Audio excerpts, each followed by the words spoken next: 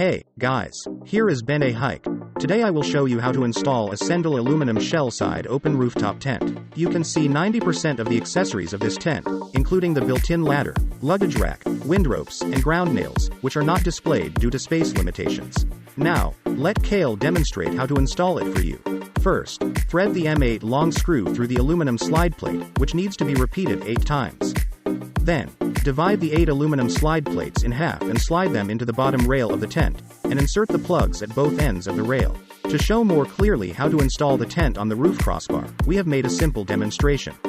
Place the crossbar between the 2 screws and insert the stainless steel mounting plate, and then tighten the screw.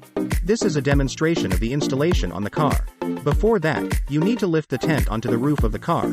Once all 4 corners are securely fixed, you can use the key to unlock the 4 locking buckles and this tent is made of waterproof and sun-resistant 600D Oxford fabric and features heavy-duty SBS zippers, making it capable of withstanding any extreme weather conditions.